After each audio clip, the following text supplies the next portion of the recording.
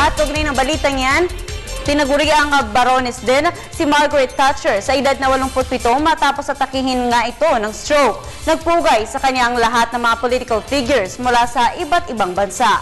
Ito ay kabilang na rin sa pagkilala sa una at tanging babae na naging punong ministro ng Gran Britanya. Narito ang ilang pagbabalik tanaw sa buhay ni Margaret sa report ni Edwin Eusebio.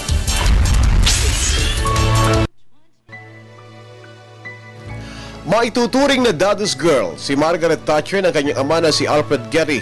Lagi siyang kasama nito na naging inspirasyon niya hanggang sa pagpasok sa larangan ng politika.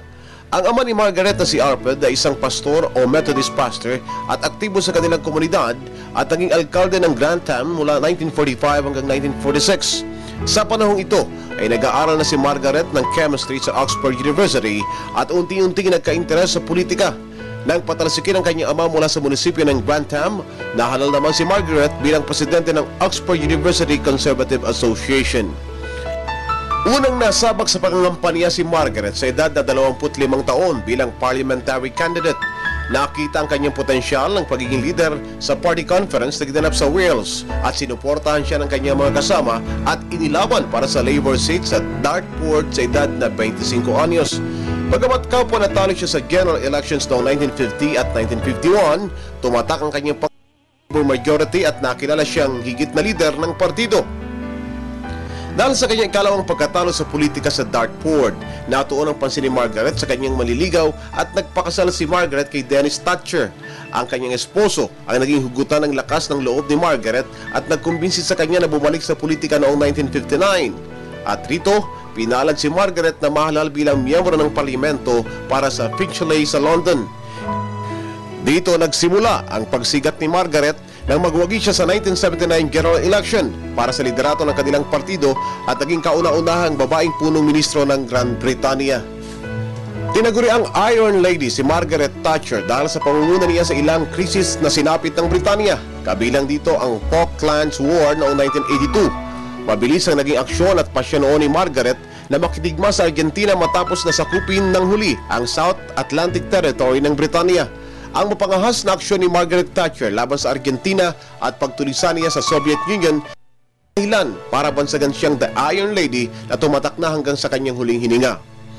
Nalagay rin sa peligro ang buhay ni Margaret Thatcher nang pasabugan ng bomba ang Brighton Grand Hotel kung saan dumadalo siya sa isang pagtitipon ng Conservative Party kung saan 5 taong napatay. Nakita rin ang pagiging malapit ni Margaret sa mga obrero nang mismo siya ang magtungo at makipagdialogo sa mga minero na nag-aklas noong 1984, subalit di siya pinakinggan ng mga ito na naging dahilan para magsara ang may 20 coal mines at mawala ng trabaho ang may 20,000 mga minero bagamat naging mainit siya sa mga katunggali niya sa Britanya. Nakita rin ang pagiging malapit ni Margaret sa mga obrero nang mismo siya ang magtungo sa at makipagdialogo sa mga minero na nag-aklas noong 1984, subalit di siya pinakinggan ng mga ito na naging dahilan para magsara ang may 20 coal mines at mawala ng trabaho ang may 20,000 mga minero.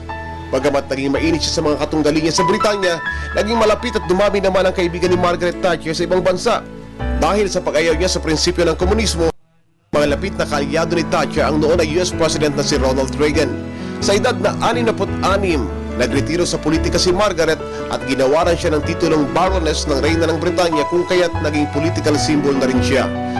Subalit lahat ng bagay at buhay ay tinatalo ng pagtanda. Sa kanyang 87 taong kaarawan, nagkaroon na ng demensya si Margaret, isa sa mga sakit ng matatanda na siya ring tumapos sa kanyang makulay na buhay sa daigdig. Para sa Telebisyon ng Bayan, Edwin Eusebio.